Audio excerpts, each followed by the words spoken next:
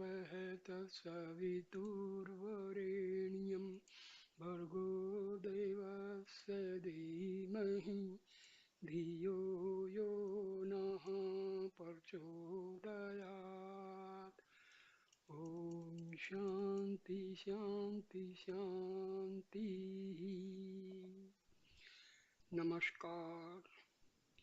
आज मैं आपके सामने महर्षि याज्ञवल्क्य और उनकी धर्म पत्नी, जो बहुत ही आध्यात्मिक प्रवृत्ति की औरत थी, उनके बीच हुआ संवाद जो है सुनाने जा रहा हूँ। हे प्रिय पाठकों, इस भारत भूमि पर बड़े बड़े विद्वान हो गए हैं और होते जाएंगे। कुछ काल बीच में तमोगुण छा गया था और उसकी अंधियारी रात्रि विषय ब्रह्म विद्या महारानी, जो पूर्व काल के महर्षियों के हृदय में उत्पन्न हुई थी, सोती रही। अब इस अंग्रेजी धर्म युक्त राज्य में सुषुप्ति अवस्था से उठकर चारों ओर देख रही है और उनके चेहरे का प्रकाश सूर्य की तरह फैल रहा है, जिस करके इदानी काल के विद्वान अपने में ही अपने सच्चिदानंद रूप को देख रहे हैं और अपने ही चेतन स्वरूप को पाकर उनके रज तम से उत्पन्न हुए राग द्वेष ऐसे त्रिभाव को प्राप्त भये हैं, जैसे रवि के उदय होते ही नक्षत्रगण तिमिरता को प्राप्त हो जाता है।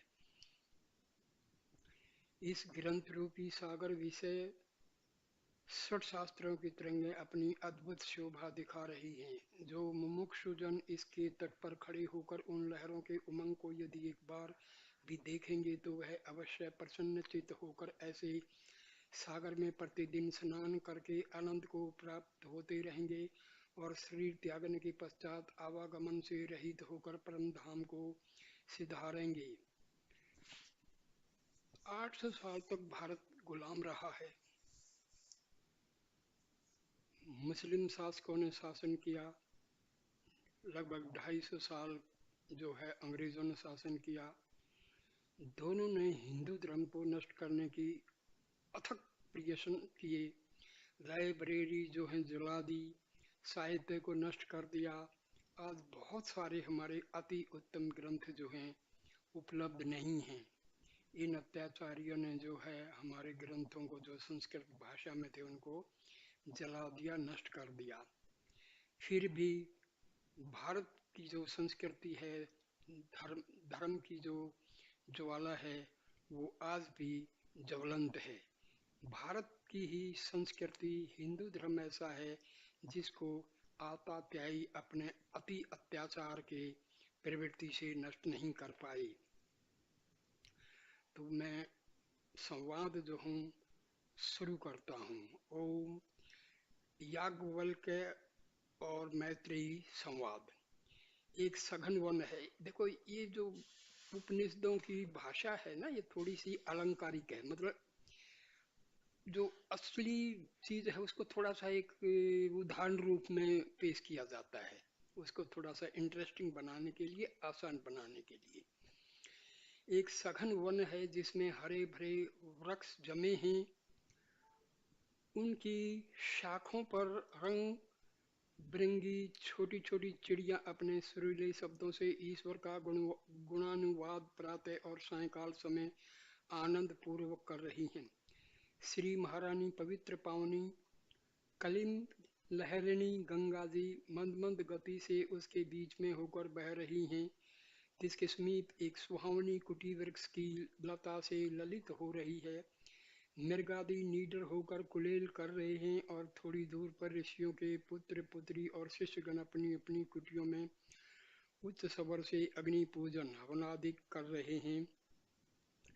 यह स्थान सद्गुण करके सुशोभित दिखाई दे रहा है। एक कुटी के अंदर एक स्त्री और एक पुरुष विराजमान है।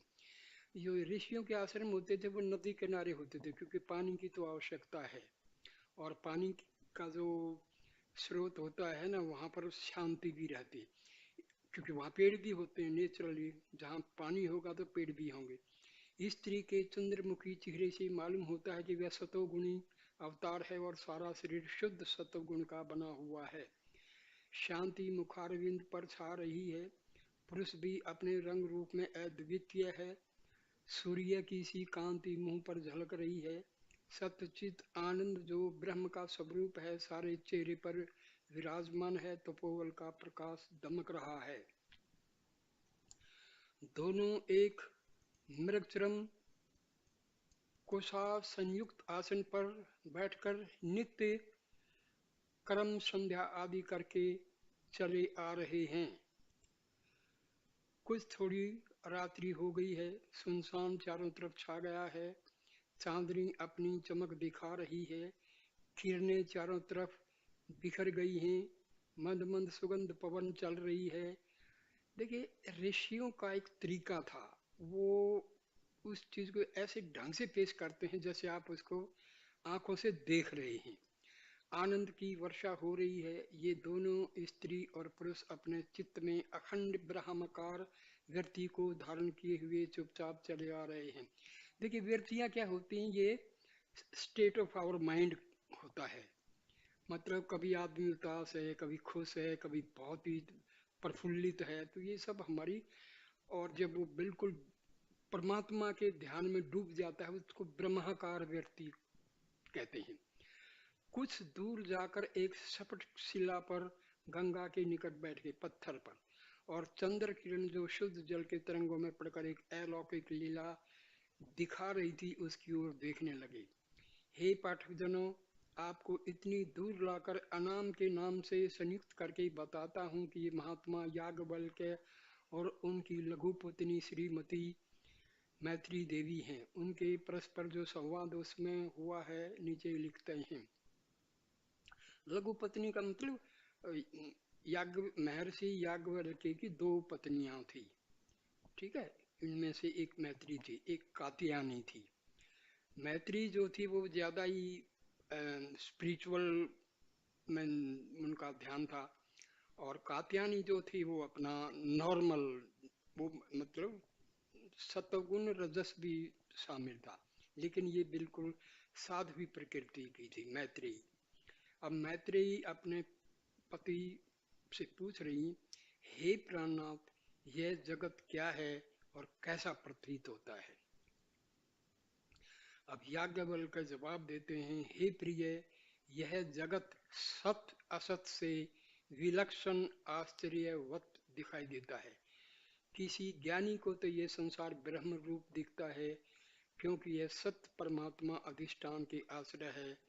आश्रित वस्तु अधिष्ठान से पृथक कोई सत्ता नहीं रखती, वह अधिष्ठान रूप ही प्रतीत होती है।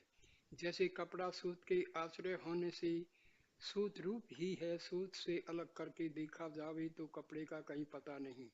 इसी तरह से ब्रह्म सत्ता से संसार अलग करके देखा जाए तो इसका भी कहीं पता नहीं है। जब ऐसा यह ब्रह्म रूप संसार है तो ये आनंद रूप है। तुम इस समय कैसे आनंद को प्राप्त हो? चंद्रमा अपनी किरणों से तप्त भूमि को शीतल कर रहा है। इसका प्रकाश हृदय के तमोगुण को दबा करके हमारे तुम्हारे अंतःकरण विशिष्ट चैतन्य को प्रफुल्लित कर रहा है।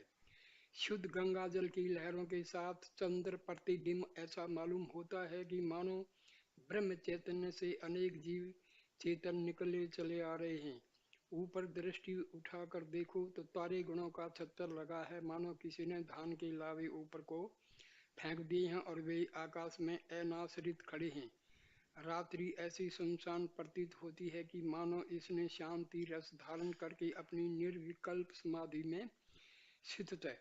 तुम दृष्टा होकर अलौकिक दृश्य को देख रही हो। अब बताओ कि क्या तुम्हारा मन भ्रमर होकर इस दृश्य के अधिष्ठान चेतन ब्रह्म में नहीं लग रहा है? हे चंद्रवदनी, ऐसी आनंद कंद की वृत्ति का धारण पवन रहित शुद्ध जल है, क्योंकि शुद्ध और शांत होने के कारण इस जल में हर तरफ चंद्र का प्रतिबिंब दिखाई दे रहा है और इसको देखकर आनंद आनंदित हो जाता है। तुमको याद होगा कि एक बार वर्षा काल में भी हम तुम दोनों यहाँ आए थे और इसी स्थान पर बैठे थे, पर उस समय यह आनंद नहीं मिला था। कारण इसका यह है कि वर्षा ऋतु में जल मिट्टी कूड़ा आदि से मिलकर मैला हो जाता है उसमें चंद्रमा का प्रतिबिंब दिखाई नहीं देता है। जब वर्षा काल व्यतीत हो जाता है और शरद ऋतु आती है तब पानी से मिला हुआ गर्द गुब्बार नीचे बैठ जाता है और जल निर्मल हो जाता है और वायु की गति मंद हो जाती है। तब चंद्रमा का प्रतिबिंब यथार्थ दिखाई देने लगता है। हे मैत्री, इसी प्रकार पुरुष के अंतःकरण रूपी नदी, देखिए, जैसे पानी में मिट्टी घुली हुई है, हाँ, मटेला पानी है, तो उसमें हम कोई चीज देखना चाहें तो वो दिखाई नहीं देगी। शुद्ध पानी है जिसकी मिट्टी नहीं है, उसमें हम नीचे तली में कोई चीज पड़ी हुई है वो साफ दिखाई देगी। इसी प्रकार जब हमारा अंतर्मन जो है पवित्र हो जाता है तभी हम भगवान के और आत्मा को जो है देख पाते हैं। जब तक हमारे मानसिकता जो है कलुषित है, दुर्भावनाओं से भरी हुई है, तो हम आत्मा के दर्शन नहीं कर पाते हैं। देखो कितना अच्छा उदाहरण दिया है। इसी प्रकार पुरुष के अंतःकरण रूपी नदी जब तक मल विक्षेप और आवरण रूपी गर्द गुब्बार से भरी है, मतलब गंदे विचार हैं, दुर्भावनाएं हैं, बैर विरोध है, लोभ मोह, ये सब क्रोध, सब ये गंध हैं। ये मिट्टी की तरह जैसे पानी गंदा होता है, ये लोभ मोह घृणा नफरत दुश्मनी, ये जो हैं हमारे मन को अपवित्र करते हैं, गंदा कर देते हैं। तब तक उसमें अपने अधिष्ठान चेतन रूपी चंद्रमा का प्रतिबिंब नहीं दिखा देता। कहने का मतलब यह, जब हमारा मन गंदा है तो आत्मा को हम नहीं देख पाते हैं। मगर जब अंतःकरण शुद्ध और विषय वासना वृत्ति की निवृत्ति हो जाती है तब वह अपने स्वरूप को यथार्थ देखने लगता है। यदि पुरुष चाहे कि मैं अपने यथार्थ स्वरूप चेतन को अपने में देखूं तो उसको चाहिए कि वेद विहित निष्काम कर्म करके वह अपने अंतःकरण को शुद्ध करे और फिर अपने इष्ट देव की उपासना करके अपनी व्यक्तियों को शांत करे, अर्थात उठने न देवे। क्योंकि जैसे शुद्ध जल विषय जो सूर्य या चंद्रमा का प्रतिबिंब पड़ता है वह वायु के वेग से जल में हलचल किया करता है और इसी कारण वह प्रतिबिंब कटाकुटा सा प्रतीत होता है, ठीक ठीक जैसा है वैसा नहीं दिखाई देता है। इसी तरह से जब तक शुद्ध कामना की वृत्ति की शांति नहीं होती है तब तक यथार्थ स्वरूप अपने चेतन आत्मा का हृदय रूपी जल में नहीं दिखाई देता है, छिन्न परिच्छिन्न सा दिखाई पड़ता है। परंतु जब शुद्ध चित्त होकर वासना रहित होता है तब चेतन का प्रतिबिंब उसमें दिखाई देने लगता है और वह पुरुष अपने अलौकिक रूप को अपने में देखकर और आश्चर्य को प्राप्त होकर आनंद के समुद्र में मगन हो जाता है। और फिर जब सर्वप्रिय ब्रह्मनिष्ठ गुरु का दर्शन होता है और वह उपदेश करता है कि जो तुम अपने में अकथनीय चेतन ब्रह्म का स्वरूप चंद्र बिंब देखता है सो तू ही है और यही तेरा स्वरूप सच्चिदानंद है। यही तेरा रूप बाहर भीतर सब में दिखाई देता है। तेरे से इतर, इतर का मतलब दूसरा कोई वस्तु नहीं है। जिसमें पुरुष को ऐसा बोध होता है उसका चेहरा खिल उठता है क्योंकि वह अखंड आत्म सुख को अपने में ही प्राप्त होता है। हे मैत्री, अब कहो, क्या तुम मेरे उपदेश करके अपने वास्तविक रूप को प्राप्त होकर के आनंद को प्राप्त हो या नहीं? और क्या तुमको संसार ब्रह्म स्वरूप नहीं दिखाई देता है? हे मैत्री, ऐसा जो सर्वव्यापी सर्वशक्तिमान परमात्मा है वही तुम्हारे मेरे और सब जीवों के शरीर में स्थित होकर विलास कर रहा है। वही अपने भक्तों के आनंद के लिए अनेक रूपों को धारण कर। देखो दोस्तों, क्या है, कुछ जो लोग अनुभवहीन थे, केवल पढ़ लिया, शास्त्र पढ़ लिया, वेद पढ़ लिया, उपनिषद पढ़ लिया, लेकिन अंदर ठंठन पाल थे, उन्होंने हमारे जो हिंदू धर्म का सबसे बड़ा नुकसान किया है। कोई सेल्फ रियलाइजेशन नहीं है, आत्म साक्षात्कार हुआ नहीं, ब्रह्म साक्षात्कार हुआ नहीं और उपदेशक बन गए और वो अपने ढंग से कुछ अपनी स्वार्थ सिद्धि के लिए, कुछ अज्ञानता के कारण लोगों को इतना भ्रमित कर दिया कि, क्योंकि झूठ को आप कब तक दूसरों को समझा पाएंगे? झूठ बोल बोल के तो आप दूसरों को उस रास्ते से भटका दोगे। यही हुआ है। देखो, ये जो आध्यात्मिक कोई भी चीज है उसको आपको सबसे पहले अनुभव करना है।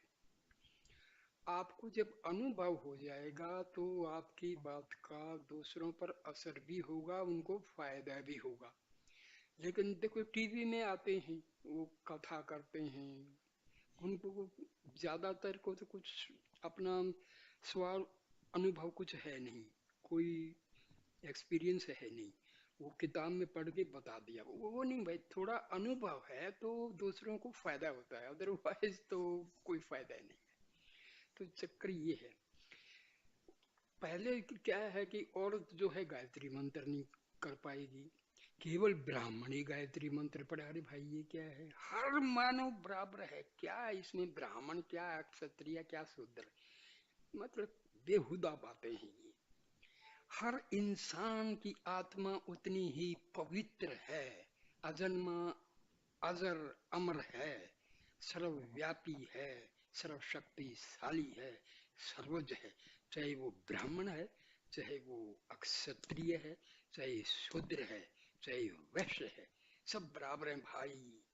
ये क्यों भेद किए? ये हमारे जो मतलब अनुभवहीन जो है ना, इन्होंने सत्यानाश किया है। मंदिर में जाओ, ये नहीं आएगा, अछूत है ये। अरे मेरे भाई, परमात्मा के घर में कोई अछूत नहीं है भाई। अरे आपके अंदर आत्मा है, वो सबकी बराबर है। वो कहते हैं सबकी बराबर है, लेकिन आपने उनके बर्तन को, पानी को छू दिया तो बस जी। तो क्या है? ये अनुभवहीनता है, ये अज्ञानता है। हर इंसान को हमें बराबर समझना है। तो आगे सुनिए। कहीं कहीं वह स्त्री के शरीर में होकर स्त्री रूप से प्रकट है, कहीं मनुष्य, कहीं आत्मा। ना स्त्री है ना पुरुष है भाई, आत्मा तो आत्मा है। अब हवा क्या है? ये क्या मनुष्य है? क्या औरत है? कुछ नहीं है भाई। पानी, नाम, ये कोई स्त्रीलिंग है ना पुल्लिंग है? तो वही आत्मा। आत्मा का कोई लिंग थोड़ा ही है कि स्त्रीलिंग है पुल्लिंग है। न न न न, कुछ नहीं है। कहीं घोड़े, कहीं शेर, कहीं बिल्ली होकर आनंद कर रहा है। जैसे जैसे जीवों के आकार होते हैं वैसे वैसे वह प्रतीत होता है। जैसे गला हुआ रांग घोड़े के आकार के सांचे में डालने से घोड़ा सा, हाथी के आकार के सांचे में डालने से हाथी सा, मनुष्य के आकार के सांचे में ढालने से मनुष्य सा प्रतीत होता है। परंतु आकार से अलग करके देखो तो रांग ज्यों का त्यों एक रूप से स्थित है। जो वास्तविक रूप रांगे का सांचे में पड़ने के पहले था, वही सांचे में पड़ने के पीछे भी रहा। इसी प्रकार चैतन्य आत्मा सब शरीरों में स्थित होता हुआ, उनके स्वभावादि धर्मों से युक्त होता हुआ भी ज्यों का त्यों एक रस स्थिर रहता है और अपने स्वरूप से कभी चित्त नहीं होता है। जैसे कोई चतुर पुरुष अपने मित्र गणों के आह्लाद के निमित्त स्त्री के रूप का स्वांग रचता है और हाव भाव कटाक्ष दिखाकर उनको खुश करता है, मगर अपने स्वरूप को भूलता नहीं है। उसको ज्ञान बना रहता है कि मैं पुरुष हूँ, स्त्री नहीं हूँ, और न ही स्त्री का कोई धर्म मेरे विषय में है, और इस कारण उसको कोई खेद भी नहीं होता। मित्रगण जो उसके समीप में रहते हैं और उसके यथार्थ रूप को जानते हैं, वह उसके स्त्री रूप को देकर मोह को नहीं प्राप्त होते हैं, किंतु आनंद को प्राप्त होते हैं और उसके स्त्री बनने की कारीगरी स्वांग की प्रशंसा करते हैं। मगर जो अज्ञानी पुरुष उसके यथार्थ स्वरूप को नहीं जानते हैं और उससे दूर हैं, वे कामना के वश होकर मन के अनेक संकल्प विकल्प करके दुख उठाते हैं। इसी प्रकार हे प्रिय मैत्री,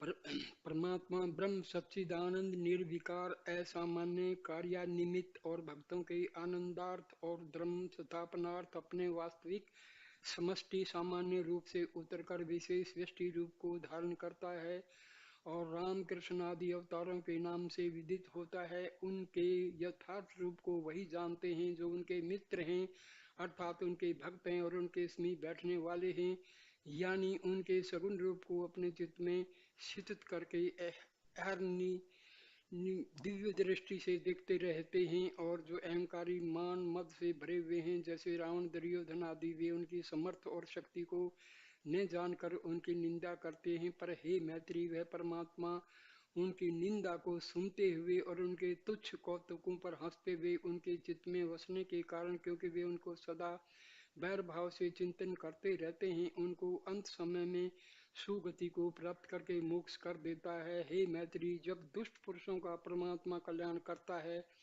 तब जो उसके भक्त हैं और उसमें रमण क्रिया करते हैं और उसके गुणानुवाद को श्रवण करते हैं, तो वे यदि जीते ही जी ब्रह्म रूप हो जाएं, ब्रह्मविद भवती और शरीर पात होने पर आवागमन से रहित होकर ब्रह्म में इस तरह से लीन हो जावें जैसे पानी में पानी, अग्नि में अग्नि, तो इसमें असंभव क्या है। हे मैत्री, देखो मैं तुमको उदाहरण देकर समझाता हूँ, ध्यान देकर सुनो। अगर एक टुकड़ा लोहे का लेकर विचार के साथ देखो तो तुमको मालूम होगा कि वह आकाश तत्व से पूर्ण है, यानी उसके ऊपर नीचे बाहर भीतर आकाश व्याप्त है। आकाश वह है जो और वह वस्तुओं को अपने आने की जगह दे। अगर इस लोहे के टुकड़े को अग्नि में डाल दिया जाए तो अग्नि का गुण उष्णता और लाल रंग उसमें समा जाएगा। अगर लोहे में आकाश तत्व न होता तो अग्नि की उष्णता और अरुणता उसमें प्रवेश न करती। अगर इस अति सूक्ष्म टुकड़े कर डालो तो भी हर एक टुकड़े में आकाश अवश्य व्याप्त होकर रहेगा, क्योंकि आकाश अति सूक्ष्म है और इसी कारण से व्यापक है, और यही आकाश आत्मा का शरीर कहा गया है। आत्मा अधिष्ठान होने से और शरीर अध्यस्त होने से एक दूसरे से पृथक नहीं है। जो कुछ चैतन्य आत्मा अधिष्ठान में अध्यस्त है वह दृश्य है, और दृश्य पंच तत्वों से बना है, और पांचों तत्व कार्य धारण करके स्थित हैं और कार्य कारण से अलग रह नहीं सकता है। यह नियम है। इसलिए जब कार्य का लय होगा तो अपने कारण में ही लय होगा। पृथ्वी का कारण जल है, पृथ्वी जब लय होगी तो अपने कारण जल में लय होकर जल रूप ही हो जाएगी। इसी प्रकार जल अग्नि में होकर अग्नि रूप हो जाएगा, अग्नि वायु में लय होकर वायु रूप हो जाएगा, और वायु आकाश में लय होकर आकाश रूप हो जाएगा, और आकाश चैतन्य में लय होकर चैतन्य रूप हो जाएगा। क्योंकि पृथ्वी का कारण जल और जल का कारण अग्नि और अग्नि का कारण वायु और वायु का कारण आकाश और आकाश का कारण चैतन्य आत्मा ब्रह्म है। और क्योंकि अध्यस्त अधिष्ठान से पृथक नहीं रहता है, इसलिए हम तुम यावत शरीरधारी अध्यस्त हैं सब ब्रह्म रूप ही है। जिस परमात्मा की सत्ता करके यह शरीर स्थित है और जो शरीर के अंदर व्यापक है, उसी का ध्यान और अनुभव करना चाहिए। यह शरीर पंच तत्वों से कार्य कारण करके बना है। यह काल पाकर प्रारंभ कर्म भोगने के लिए उत्पन्न होता है, और जो प्रारब्ध कर्म की समाप्ति हो जाती है तब यह शरीर नष्ट हो जाता है। प्रारब्ध जो कर्म होते हैं वो कर्म हैं जो हमने पिछले जन्मों में किए थे, अब उनका फल हमको मिल रहा है। प्रारब्ध नेगेटिव है तो हमें दुख मिल रहा है, पॉजिटिव है तो हमें अच्छा मिल रहा है। संचित कर्मों का वो भाग जो इस जन्म में हम भोग रहे हैं वो प्रारब्ध है, और आगामी कर्म वो होते हैं जो अब हम डेली कर रहे हैं तो वो कर्म बनते चले जाते हैं। ठीक है। और संचित जो पिछले जन्मों के कर्म इकट्ठे हो गए वो संचित कर्म है, और उन संचित कर्मों का ही एक भाग प्रारब्ध है, जिसको हम किस्मत कहते हैं, फेट कहते हैं, डेस्टिनी कहते हैं। तो ये है, ये सब सच है, इसमें कोई दो राय नहीं, ये झूठी चीजें नहीं। हे मैत्री, अगर तुम भली प्रकार विचार करके देखोगी तो चैतन्य आत्मा जो जीव भाव से इस शरीर में स्थित है वह तीनों शरीर, स्थूल सूक्ष्म कारण। स्थूल जो हमारा शरीर है, फिजिकल बॉडी जिसको बोलते हैं, जिसमें हड्डियां हैं, मांस है, चमड़ी सब मिला के। सूक्ष्म शरीर में जो है हमारा मन आता है, बुद्धि आती है, ईगो आता है, 5 मुख्य प्राण आते हैं, 5 उप प्राण आते हैं, 5 कर्मेंद्रिय, 5 ऑर्गन्स ऑफ परसेप्शन, ज्ञानेन्द्रिय जिसको हम बोलते हैं। तो ये इन चीजों से जो बना है ये बना है सूक्ष्म शरीर। कारण शरीर जो है उस वो है हमारा, एक्चुअली ईगो मैंने वहां गलत बोल दिया। ईगो और हमारा जो आत्मा है, आत्मा कारण शरीर में है। सूक्ष्म मन को इंग्लिश में एस्ट्रल बॉडी बोलते हैं, सटल बॉडी बोलते हैं।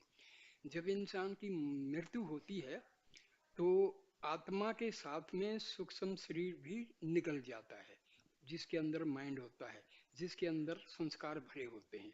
अगला जब जन्म लेता है इंसान तो वो उसका जो चित्त है, मतलब जैसे कंप्यूटर की है ना मेमोरी, तो वो मेमोरी है चित्त, वो साथ में जाता है। तो इनको मैं किसी दूसरे वीडियो में कभी अच्छी तरह से एक्सप्लेन करूंगा, बहुत बहुत ही इंटरेस्टिंग चीजें हैं। सो शरीरों स्थूल शरीर, सूक्ष्म शरीर कारण शरीर से पृथक है। जब कोई पुरुष ऐसा अनुभव करता है कि जब मैं युवा था तब मैं मोटा था, गोरा चिट्टा था, अब बूढ़ा होने से बिल्कुल, देखो ये बुढ़ापा आ गया, जवानी आ गई, बचपन था वगैरह वगैरह, ये चीज ये हमारे किसमें इफेक्टिव है? फिजिकल बॉडी में।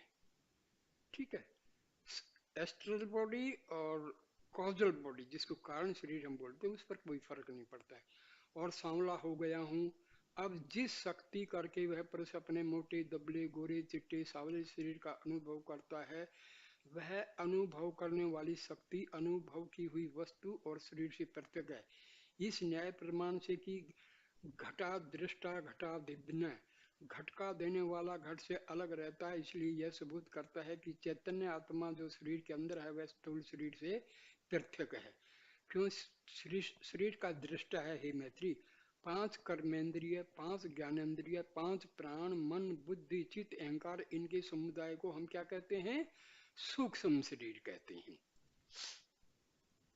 एक सूक्ष्म शरीर से भी चैतन्य आत्मा पृथक है। जब कोई पुरुष कहता है कि मैं आंखों करके पहले अच्छी तरह से देखता था, अब नहीं देख सका, मेरी आंखें शक्तिहीन हो गई, अब मेरे प्राण चलते चलते थक जाते हैं, मेरी यावत इंद्रियां हैं सब कमजोर हो गई हैं, अब जिस शक्ति करके अपने लिंग शरीर के कमजोर और अच्छा होने का अनुभव करता है, वह शक्ति अनुभव की वस्तु यानी लिंग शरीर से लिखे हुए न्याय प्रमाण करके, लिंग शरीर एस्ट्रल बॉडी, सूक्ष्म शरीर पृथक है।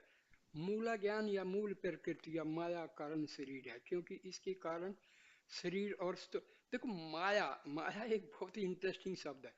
माया भगवान की एक शक्ति है जिससे ये संसार पैदा हुआ है। माया जो है ये भगवान की एक शक्ति है जिसके कारण सृष्टि की रचना की है परमात्मा ने। सो क्योंकि इसके कार्य सूक्ष्म शरीर और स्थूल शरीर हैं, यह अति सूक्ष्म रूप से चैतन्य आत्मा में लय रहती हैं और परमात्मा के इच्छा मात्र से शब्द स्पर्श रूप रस गंध आकाश वायु अग्नि जल पृथ्वी होकर सृष्टि को रचते हैं। जब कोई पुरुष सोकर उठता है और उसका मित्र पूछता है कि कहो भाई रात्रि कैसी कटी, तो जवाब देता है कि ऐसे आनंद से सोया कि खबर तक न रही। यह सब साबित करता है कि पुरुष सुषुप्ति अवस्था में एक तो आनंद को अनुभव किया और दूसरे बेखबरी को। देखो सुसुप्ति में आनंद का अनुभव क्यों होता है? कि उस टाइम हमारा जो मन है वो निष्क्रिय बन जाता है। सपने आते हैं वो एक अलग बात है, और उठ करके जो ये कहा कि मैं ऐसा आनंद से सोया कि खबर नहीं रही, यह स्मृति ज्ञान है, और स्मृति ज्ञान अनुभव की हुई यह देखी हुई वस्तु की होती है। जिस शक्ति करके प्रश्न ने सुसुप्ति में ऐसा अनुभव किया कि ऐसा सोया कि खबर न रही, वह शक्ति अनुभव की हुई वस्तु आनंद और अज्ञानता यानी कारण शरीर से पृथक है। ऐसी यह शक्ति मैं या अहम है। यह तीनों शरीर में चैतन्य आत्मा एक रस सदा ज्यों का त्यों बना रहता है। मैं बालक था, मैं जवान था, मैं बूढ़ा हूँ, मैं जागता था, मैं स्वप्न देखता था, मैं स्थित हूँ, मैं चला जाऊंगा। जो मैं की बालक में था वही मैं, जवानी में था वही, उसका कोई फर्क नहीं पड़ेगा, चाहे जवानी हो, बुढ़ापा हो या जैसा, आत्मा सब वही रहती है। वही मैं अब स्थित हूँ, वही मैं चला जाऊंगा। हे मैत्री, यह तुम्हारा रूप है, तुम इस शरीर से पृथक स्थित हो। इस शरीर के नाश होने से तुम्हारा नाश नहीं है, न कभी तुम पैदा हुई हो। देखो हमारी सबसे बड़ी अज्ञानता क्या है? हम अपने आप को शरीर से आइडेंटिफाई कर लेते हैं, दैट इज इग्नोरेंस। ने कभी तुम मरोगी, अविनाशी होने के कारण तुम अभय हो, तुम्हारा ही रूप सब में होने से सब भी तुमसे भय रहित है। जो अभय होता है वह शोक रहित होता है, और जो शोक रहित होता है वह आनंद स्वरूप होता है, और जो आनंद स्वरूप होता है वही ब्रह्म है। इसलिए तुम ब्रह्म रूप हो, और ऐसे ही मैं भी ब्रह्म स्वरूप हूँ, और इत्र जीव भी ब्रह्म रूपी हैं। केवल इतना भेद है कि हम तुम ज्ञान करके अपने वास्तविक रूप को जानते हैं, और वे अज्ञान करके अपने वास्तविक रूप को नहीं जानते हैं। साधु, संत, ऋषि, महर्षियों में आम आदमी में यही फर्क है। वो जानते हैं कि हम ब्रह्म स्वरूप हैं, हम जानते नहीं हैं। हे मैत्री, ज्ञान का साधन विवेक, वैराग्य, सठ संपत्ति और मुमुक्षुता है, और यह वृत्तियां उस वक्त उदय होती हैं जब सतोगुण वृद्धि को प्राप्त होता है और रजोगुण और तमोगुण लय रहते हैं। दुख का कारण रजोगुण और तमोगुण हैं। रजोगुण का परिणाम कामना है। कामना अनेक प्रकार की होती है, परंतु तीन का मना अति प्रबल है: स्त्री की कामना, धन की कामना और पृथ्वी की कामना। जब किसी पुरुष को स्त्री कामना उठती है तो वह अनेक प्रकार के उपद्रव करने लगता है। प्रतिष्ठा, धन, धर्म सब खो बैठता है, और काम के बाण से घायल होकर अति दुखी होता है, क्योंकि उसके मन की वृत्ति में ऐसा हलचल पड़ जाता है जैसे पवन के झकोर से नदी का जल उथल पुथल जाता है। वह पुरुष जीते जी घोर नरक के दुखों को प्राप्त हो जाता है। जो पुरुष धन की कामना से ग्रसित है वह उसके संचित करने में अहरनिश लालसा फिरा करता है। न उसको खाने पीने के फिकर, न बावला सा फिरा करता है। न उसको खाने पीने की फिकर, न सोने बैठने का ख्याल है। असंख्य वृत्तियां उसके अंतःकरण को हलचल करके रखती हैं। और अगर देव योग से धन नष्ट हो गया तो जीते जी मृत्यु के कष्ट को प्राप्त हो जाता है। जिस पुरुष को पृथ्वी कामना होती है वह संग्राम में जाकर कुटुंब सहित अपने को नाश करा डालता है, जैसे दुर्योधन आदि ने किया। जब तमोगुण प्रबल होता है तब क्रोध से पुरुष भर जाता है। नेत्र उसके देखने में असमर्थ हो जाते हैं, चारों ओर अंधेरा छा जाता है, प्राण घातम कर बैठता है। कौन उसके दुख की सीमा को वर्णन कर सकता है? हे मैत्री, यह रजोगुण और तमोगुण की प्रबलता है। इनके वश में होकर पुरुष को सुख कहाँ? तुम आज जो आनंद को प्राप्त हो, इसका कारण यह है कि तुमने अनेक जन्मों से पुरुषार्थ करके रजोगुण तमोगुण को इतना दबाया कि उनके अंकुर की वृद्धि जाती रही, और उनके लय होने के कारण सतोगुण प्रफुल्लित हो आया। तुम्हारे विषय जो यह शांति दिखाई दे रही है वह सतोगुण का परिणाम है। तुम विषय वासना से रहित हो और निर्वाण पदवी को प्राप्त हो। हे मैत्री, जब पुरुष सतोगुणी व्यवहार करता है, सतोगुणी भोजन करता है, सात्विक दान देता है, सात्विक कर्म करता है और निरंतर सत्य बोला करता है, तब उसका अंतःकरण शुद्ध हो जाता है और ज्ञान उत्पन्न होता है। और ज्ञान उत्पन्न होने के पश्चात श्रोत्रिय ब्रह्मनिष्ठ आचार्य के उपदेश करके वह वास्तविक रूप को प्राप्त होकर शांत हो जाता है। यही जीवन मुक्ति का लक्षण है। हे मैत्री, जो अवताराधिक होते हैं वह वेद विहित कर्मों को उल्लंघन करके वर्तते हैं। उनको कोई कर्म लिप्यमान नहीं होता है, यानी वह कर्म के बंधन में नहीं आते हैं। उनको माया नहीं सताती है, उल्टी माया उनको हाथ जोड़ती है, क्योंकि माया उनके अधीन है। जैसा वे चाहते हैं वैसा ही माया करने लगती है। जब कृष्ण 5 वर्ष के थे तब अपने सखों के सामने बहुत सी सुइयां एक दूसरे के बाद गाड़ देते थे, और हाथियों से जो कि सुइयों के पीछे खड़े रहते थे उनसे कहते थे कि इन सुइयों के नाकों में से निकल जाओ, और सब सूक्ष्म होकर झटपट निकल जाते थे। इस कौतुक को देखकर सब हर्ष को प्राप्त होते थे। एक बार ब्रह्मा जी गौ और गोपालों को लेकर बड़ी दूर किसी खो में चले गए, ऐसा समझ करके कि अगर कृष्ण केवल मनुष्य मात्र है तो मनुष्य पुत्र है तो गौ और गोपालों को न पाकर रुदन करेगा और बगैर उनके गोकुल को कैसे जाएगा। ब्रह्मा की अज्ञानता को देखकर कृष्ण मन ही मन बहुत हंसे, और माया ने उनकी इच्छा को जानकर वैसे ही और उतनी ही गौ गोपाल रच दिए, और कृष्ण सबके साथ गोकुल को सायंकाल चल दिए। यह कौतुक देखकर ब्रह्मा आश्चर्य को प्राप्त हुआ और मन ही मन प्रणाम करके ब्रह्मलोक को चला गया। हे मैत्री, जितने अवतार होते हैं वे ब्रह्म रूप ही होते हैं, और माया ब्रह्म के आश्रित न होने से उनके इच्छा अनुसार सब कार्य करती है। जैसे राजा के नौकर राजा के इच्छा अनुसार ही सब कार्य करते हैं। हे मैत्री, जब माया यह देखती है कि परमात्मा कई अवतार लेना चाहता है तो पेशतर उसके उतरने के ऐसा सुंदर अद्वितीय शरीर बना रखती है कि आते ही उसमें अलौकिक अनिर्वचनीय सामर्थ्यता दिखाई देने लगती है और इस देश भर में चारों तरफ हर्ष की सामग्री दृष्टि आने लगती है। हे मैत्री, जीवन मुक्त पुरुष वही है जो योग बल करके ऐसा शक्तिमान हो जाए जैसा कि ईश्वर है। मैत्री, हे प्रभु, आपने संसार को ब्रह्म रूप बताया, तो ब्रह्म तो निराकार है और संसार साकार है, निराकार साकार कैसे हो सकता है? बहुत ही कठिन सवाल है। आदि शंकराचार्य ने कहा है कि जो संसार है ये मिथ्या है और ब्रह्म ही सत्य है। ब्रह्म सत्य, जगत मिथ्या, ये कहा है। क्योंकि इस जगत की उत्पत्ति ब्रह्म से होती है।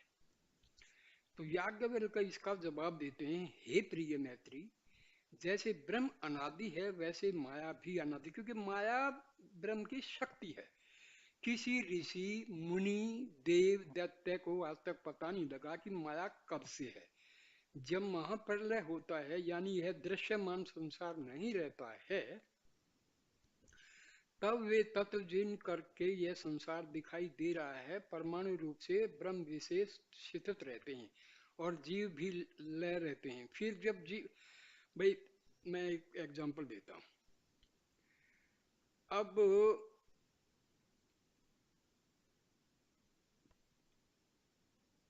एटम में से वर्क फंक्शन लगा के इलेक्ट्रॉन्स को हम बाहर कर देते हैं तो इलेक्ट्रिक करंट उत्पन्न होता है। Okay, when we apply potential difference to a conductor, so electrons are extracted from the atoms and these electrons constitute the electric current. ये हम जानते हैं, लेकिन जब हम आत्मा की बात करते हैं तो लोग डाउट करते हैं, ये सब यार ये सब क्या। अरे मेरे भाई, जब एक एटम आपको दिखाई नहीं देता है, इलेक्ट्रॉन आपको दिखाई नहीं देता है, लेकिन जैसे ही डायनामो चला, कॉइल घूमी मैग्नेट के बीच में, तो करंट कहां से आ गया भाई? इनविजिबल है ना, एटम भी विजिबल है, इनविजिबल है, इलेक्ट्रॉन भी इनविजिबल है, लेकिन उस इलेक्ट्रिक से हम बल्ब जलाते हैं, रेडियो सुनते हैं, टीवी देखते हैं, तो उसका प्रकट हो गई ना कि हाँ भी है कोई सत्ता। यही चीज ब्रह्म है, यही चीज आत्मा है। ये सब एनर्जी है, ऊर्जा है, शक्ति है, पावर है। इनविजिबल जरूर है। जितनी चीज संसार में छोटी होती है उतनी ही शक्तिशाली होती है। देखो, मॉलिक्यूल से एटम, एटम से छोटा छोटा छोटा करके इलेक्ट्रॉन, इलेक्ट्रॉन जो है वो छोटा सा छोटा रूप है एक एटम का, लेकिन शक्तिशाली है, बिजली दे रहा है। तो यही चीजें मतलब हमें साइंस से भी जरा समझने की कोशिश करनी चाहिए। अब आयरन फाइलिंग्स हैं, मैग्नेट लाएंगे तो अट्रैक्ट हो जाएगा, शक्ति तो उसके अंदर एटम जो मैग्नेट है, इसका प्रमाण हमें जो आयरन फाइलिंग जो अट्रैक्ट होते हैं। तो भैया यही चीजें हैं। जैसे इलेक्ट्रिसिटी में तो हम कहते हैं negative charge attract the positive charge, लेकिन स्पिरिचुअलिटी में जरा ये लॉ डिफरेंट है। Positive attracts positive and negative attracts negative. जो मतलब ये लगा लो, सात्विक प्रवृत्ति के लोग सात्विक प्रवृत्ति के लोगों को ही पसंद करते हैं। Like attract the like. Okay, बिजली का जरा अलग है, वहां पर positive and negative they are attracting each other, but in spirituality like attracts the like.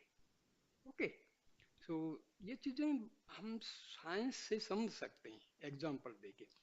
पहले ब्रह्म से तीन गुण रज तम सत्व निकलते हैं। इनकी साम्य अवस्था को प्रकृति कहते हैं। प्रकृति से महतत्व, महतत्व से अहंकार, अहंकार से पंच तन्मात्रा, शब्द, रूप, रस, गंध वगैरह, और पंच तन्मात्रा से पंच महाभूत, आकाश, वायु, अग्नि, जल, पृथ्वी। फिर अहंकार से पांच कर्मेंद्रिय, हाथ, पांव, लिंग, गुदा, वाणी, पांच ज्ञानेंद्रिय, आंख, कान, नाक, तत्व, जीवा, मन, बुद्धि, चित्त, अहंकार, और पांच प्राण, पांच प्राण अपान समान व्यान उदान। और इन सब के समुदाय से देखो, ये प्राण का अलग अलग काम है। कोई प्राण जो है हमारा एक्सक्रीशन में काम दे रहा है, कोई डाइजेशन में काम दे रहा है, कोई एसिमिलेशन में काम दे रहा है, कोई जब मौत होती है तो ये उदान ऊपर की तरफ प्राण को ले, ये अलग अलग काम है। और पूरे शरीर का जो है एक सामंजस्य रखना है, ये समान प्राण का कार्य है। किसी कार्य के करने में असमर्थ है, परंतु जो परमात्मा सच्चिदानंद इन विशेष सामान्य रूप से उतरकर विशेष रूप को धारण करता है, तब वे उसकी शक्ति से शक्तिमान होकर कार्य के करने में समर्थ हो जाते हैं।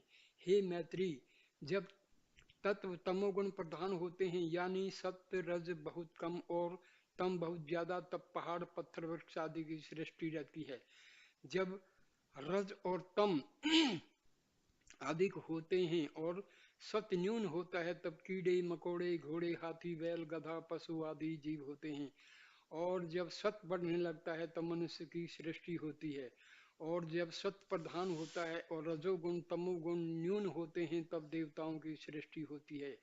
हे मैत्री, न्यूनाधिक नीच ऊंच अवस्था प्रकृति की होती है, आत्मा की नहीं। आत्मा सामान्य रूप से व्यापक होकर के सारे ब्रह्मांड भर में स्थित हैं। जिस शरीर में तमोगुण प्रधान है, उसमें आत्मा होते हुए भी न होने के कारण प्रतीत होता है, और जिस शरीर में रजोगुण प्रधान है, उसमें आत्मा तमोगुण प्रधान शरीर की अपेक्षा विशेष प्रतीत होता है, और जिस शरीर में तम सतोगुण प्रधान होता है, उसमें आत्मा बहुत विशेष अंश को प्राप्त होकर भासता है। हे मैत्री, वृक्ष आदि तमोगुण प्रधान है, इस कारण आत्मा भी इसमें सामान्य रूप से स्थित है, और इसी हेतु करके वृक्ष आदि पूजनीय नहीं है। बैल, गाय, घोड़ा, हाथी, पशु, पक्षी आदि के शरीर रजोगुण प्रधान है, इनमें आत्मा कुछ कुछ विशेष अंश करके प्रतीत होता है, क्योंकि तमोगुण की अपेक्षा रजोगुण अधिक शुद्ध है। मनुष्यों में शूद्र के शरीर विषय रज तम दोनों प्रधान है, इस कारण शूद्र वृक्ष आदि से श्रेष्ठ है। वैश्य का शरीर रजोगुण प्रधान है, इस कारण उसमें आत्मा विशेष अंश करके शूद्र की अपेक्षा प्रतीत होता है। इसी हेतु से वैश्य शूद्र की अपेक्षा श्रेष्ठ है। अक्षत्रिय के शरीर में आत्मा और भी विशेष, हमारे ऋषियों ने जो अक्षत्रिय वैश्य ब्राह्मण जो पाया, वो इंसान के कर्म के अनुसार किया था। ये नहीं कि ब्राह्मण के घर हो गया तो ब्राह्मण हो गया, अक्षत्रिय के घर हो गया तो, नहीं नहीं, ये नहीं था। जो जैसा जिसकी योग्यता थी उसके अनुसार ये कहा गया था। इसको लोगों ने गलत समझ लिया। आज मनु को जो है लोग गालियां देते हैं, लोग मनुवादी, ये पता नहीं क्या क्या बोलते हैं, वो समझते तो है नहीं। आदमी जो प्रोफेशन करता, अब एक टीचर है तो उसको टीचर ना कह के क्या कहोगे भाई, हवलदार कहोगे। तो ये तो वही बात है ना, अज्ञानता ने सब समाज के अंदर इतना वैमनस्य पैदा कर दिया है, अज्ञानता भरी हुई है। और यही हेतु करके अक्षत्रिय वैश्य और शूद्र दोनों से श्रेष्ठ है। ब्राह्मण का शरीर सतोगुण प्रधान है, इसी कारण इसमें आत्मा पूरे विशेष अंश से प्रतीत होता है, और इसी हेतु से ब्राह्मण, क्षत्रिय, वैश्य और शूद्र तीनों से श्रेष्ठ है। और ब्राह्मणों में जो श्रोत्रिय ब्रह्मनिष्ठ आचार्य है, यानी जिन्होंने वेद विहित कर्म करके अपने अंतकरण को शुद्ध किया है और उपासना करके मन के संकल्प विकल्प वृत्तियों को शांत किया है, और वे वेदांत के ग्रंथों को अध्ययन करके ज्ञान को प्राप्त हुए हैं और सतगुरु के उपदेश करके अपने वास्तविक स्वरूप में स्थित हुए हैं, उनके अंतःकरण में आत्मा हस्तामलकवत प्रतीत होती है, और इसी हेतु करके ये आचार्य सबसे श्रेष्ठ समझे जाते हैं, और इनकी पदवी ब्रह्म के तुल्य होती है। इनके पूजने से वही फल होता है जो ब्रह्म के पूजने से होता है। मैत्री, अगर मिट्टी के घड़े में दीपक या मोमबत्ती जलाकर रख दो तो उसका प्रकाश बाहर नहीं दिखाई देता है। कारण यह है कि मिट्टी तमोगुण प्रधान है। परंतु मिट्टी को क्रम से जब लैंप या फानुस बनाया जाता है और उसके अंदर जब जला हुआ दीपक या मोमबत्ती रख दिया जाता है तो उसका प्रकाश बाहर अपने असली प्रकाश से भी ज्यादा दिखाई देता है। कारण यह है कि मिट्टी तमोगुण से सतोगुण को प्राप्त होकर लैंप की सूरत को ग्रहण किया है। हे मैत्री, जिन जिन शरीरों में अंतकरण जितना जितना शुद्ध है उतना ही वह श्रेष्ठ माननीय पूजनीय होता है। हे मैत्री, तुम्हारा अंतकरण ऐसे ही शुद्ध है जैसे शरद ऋतु में नदी का जल शुद्ध होता है, और इसी कारण तुम्हें विषय चंद्र झलक रहा है। और इसी हेतु देखो, महर्षि याज्ञवल्क्य वेदों के रचयिता के ऋषियों में शामिल हैं, ध्यान रखना। महाराजा जनक जो थे उनके भी ये मतलब दरबार में हमेशा शास्त्रार्थ में हिस्सा लेते थे। और ये जब भी कोई शास्त्रार्थ होता था याज्ञवल्क्य सबको हरा दिया करते थे। ये याज्ञवल्क्य बहुत बहुत महान महर्षि ऋषि हुए हैं। तो इनकी एक एक बात जो है वेद का वाक्य है, क्योंकि इन्होंने यजुर्वेद का तो पूरा रचना की है। हे मैत्री, शक्तिमान अधिष्ठान होने के कारण अध्यस्त भी शक्तिमान होता है। चैतन्य आत्मा शक्तिमान है, इसीलिए माया जो उसके आश्रित है वह भी शक्तिमान है। दोनों मिलकर अंधाधुंध मचा रखा है। माया भोग देने से हटती नहीं है और चैतन्य पुरुष भोगने से हटता नहीं। माया स्त्री होकर भोग्य है और चैतन्य आत्मा पुरुष होकर उसका भोगता है। जैसे समुद्र की लहरें कुलेल करती हैं वैसे स्त्री पुरुष परस्पर क्रीड़ा कर रहे हैं।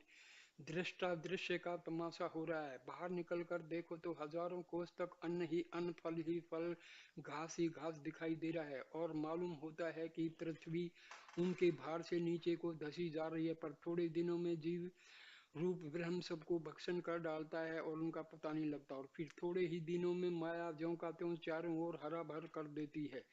जिधर देखो उधर माया की धूमधाम है। हे मैत्री, माया परमात्मा से यूं कहती है कि हे प्रभु, यद्यपि मैं आपकी अनुचरी और आपके आश्रय हूँ, आपसे कोई अपनी प्रत्यक्ष सत्ता नहीं रखती हूँ, तो भी आपकी शक्ति लेकर अपने रंग रूप में और कार्य के उत्पन्न करने में अद्वितीय और अनिर्वचनीय हूँ।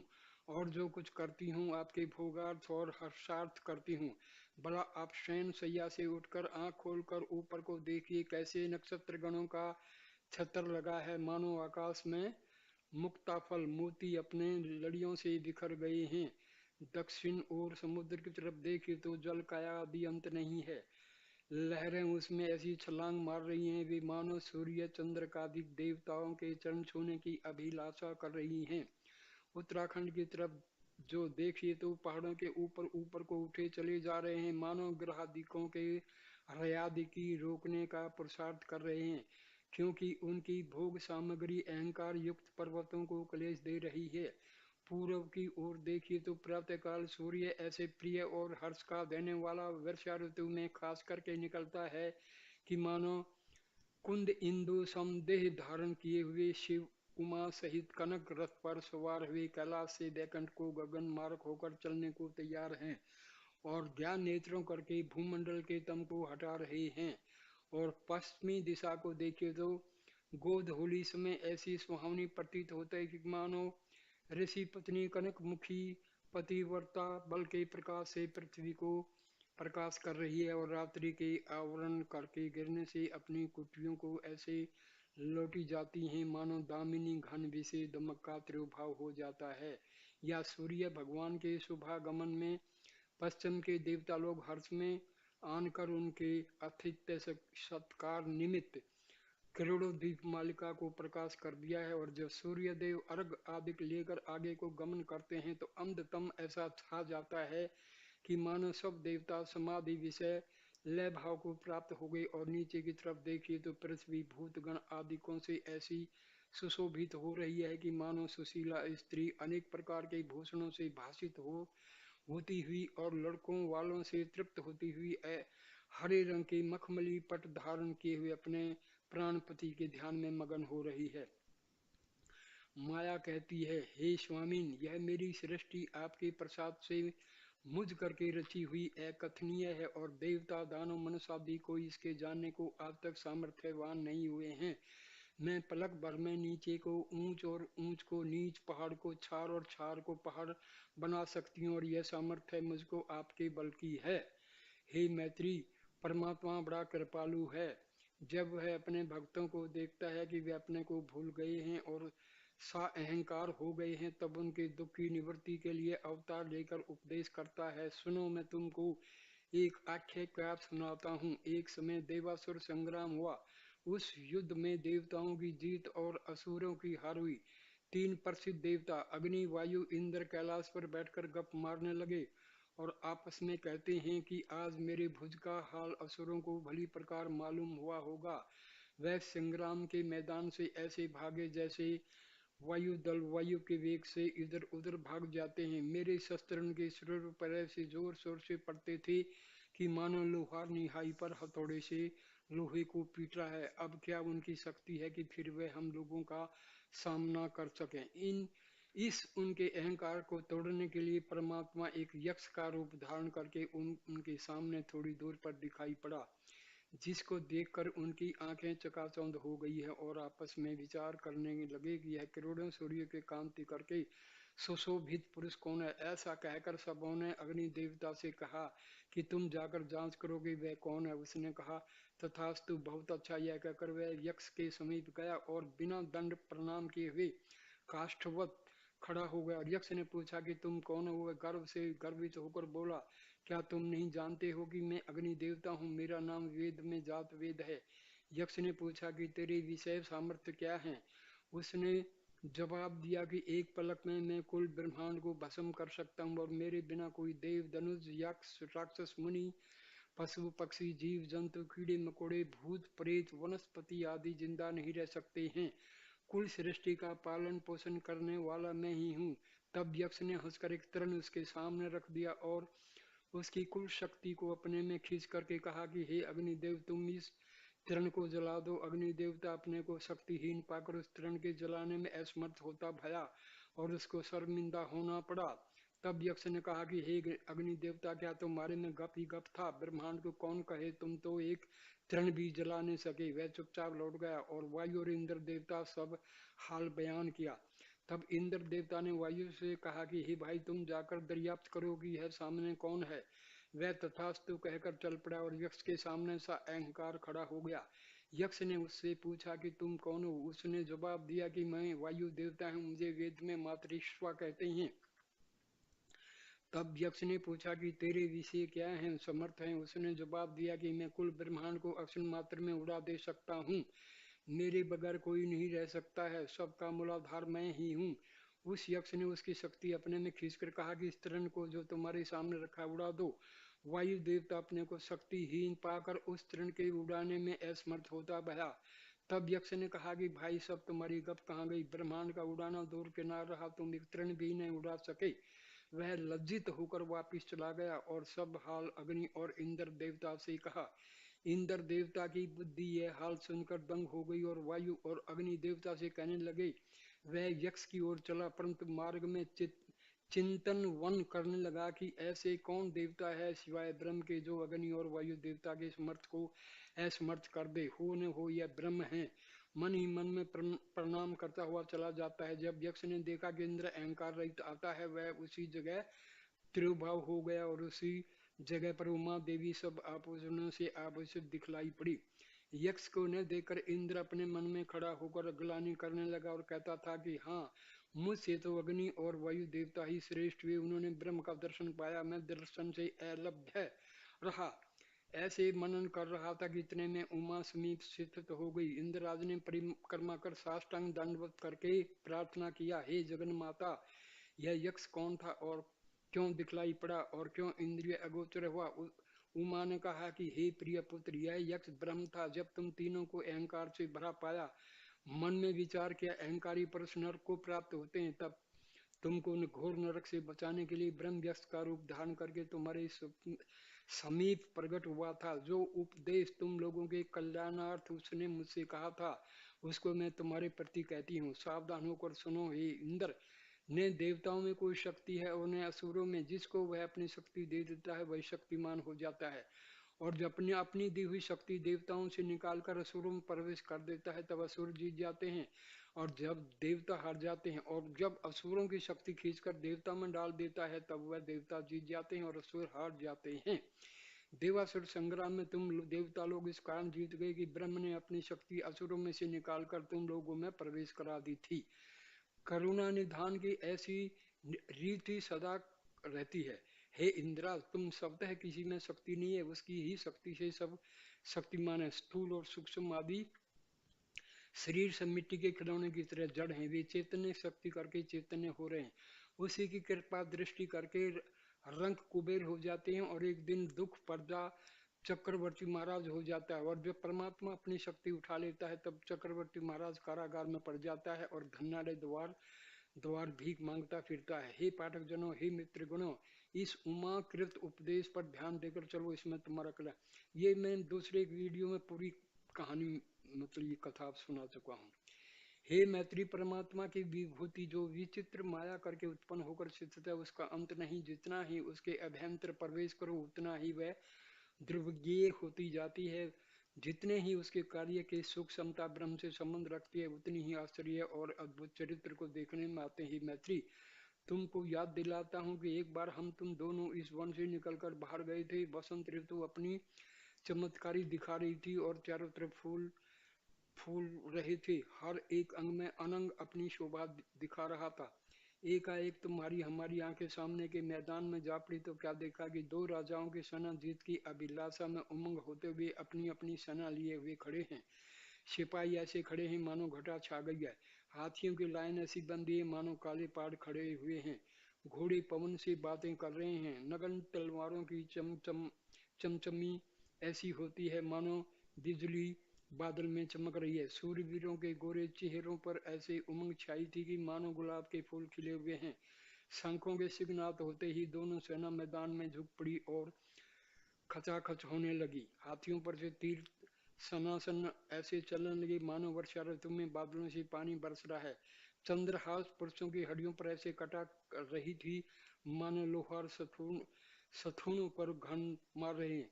एक एक पहर बाद जब संग्राम समाप्त हो गया तो देखा कि लाशों की ढेर लग गई है और जो हाथी पर्वताकार मद मद होकर खड़े उनके गीदन भक्षण कर रहे हैं।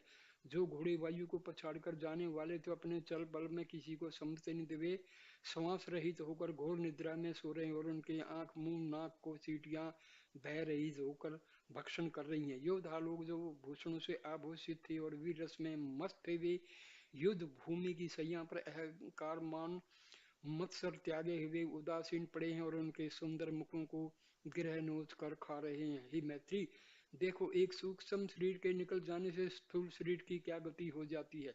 यह सूक्ष्म शरीर 5 कर्म इंद्रिय, 5 ज्ञान इंद्रिय, 5 प्राण और मन बुद्धि चित्त अहंकार के मेल से बना हुआ है। यह आत्मा के संबंध से एक ऐसा शक्तिमान है और इस सूक्ष्म शरीर के बल को लेकर यह स्थूल शरीर कैसी बलि और चंद्र और सूर्य की कांति को शर्माने वाला प्रतीत होता है। यह लंग शरीर माया का कार्य है। हे मैत्री, अनुभव करो कि कैसे यह माया बलवान है। अब मैत्री पूछती हैं, हे भगवान, माया को सविस्तार कहिए जिससे इतर पुरुष मेरे और आपके संवाद को पढ़ या सुनकर उससे और उसके कार्य से अपनी वृत्ति को खींचकर चैतन्य आत्मा में लगावे और अपने सच्चिदानंद स्वरूप को प्राप्त हुए। याज्ञवल्क्य का जवाब देते हैं, हे मैत्री सुनो, माँ के माने संस्कृत में नहीं के हैं और या के माने संस्कृत में जो के हैं। जो नहीं है पर प्रतीत होता है वही माया है। न ये सत्य है और न ये असत्य है। सत्य उसको कहते हैं जो सदा एक तरफ रहे, जिसमें कोई भेद कभी नहीं होवे। और असत्य वह है जिसकी स्थिति किसी काल में होवे, किसी काल में न हुए। अज्ञान अवस्था में भाषे पर ज्ञान अवस्था में उसका पता नहीं लगे। जैसे मृग तृष्णा का जल रेगिस्तान में दूर से दोपहर के समय एक आगे एक प्रतीत होने लगता है मानो जल का समुद्र भरा पड़ा है। ज्यों ज्यों भ्रांति में पुरुष प्यास करके मिराज जिसको हम बोलते उसके पीछे दौड़ता है, त्यों त्यों वह जल आगे को भागता हुआ जाता है। आखिर को वह पुरुष विकल होकर गिरकर मर जाता है। अब देखो, अगर वह जल सत्य होता तो भागता नहीं, उससे स्नान आदि कार्य सिद्ध होते हैं, पर ऐसा तो होता नहीं है। अगर असत होता तो दिखाई नहीं देता। असत की कोई सत्ता नहीं है पर वह जल दिखाई देता है। इसी से मालूम होता है कि मृग तृष्णा का जल सत असत से विलक्षण है। यही माया है। सब कोई दुख से भागने की इच्छा करते हैं, मगर जब स्त्री के बालक उत्पन्न होता है वे बेचारी उस बालक के साथ मलमूत्र में पड़ी रहती है, उस बालक से भागती नहीं है। यही माया है। हम सबको देखते चले जाते हैं कि हजारों स्त्री पुरुष मर गए, पर हम यही सोचते हैं कि हम सदा जिंदा रहेंगे और सहस्रों वर्ष के वास्ते सामान तैयार करते हैं, पर उसके यत्न में जान भी खो बैठते हैं। यही माया है।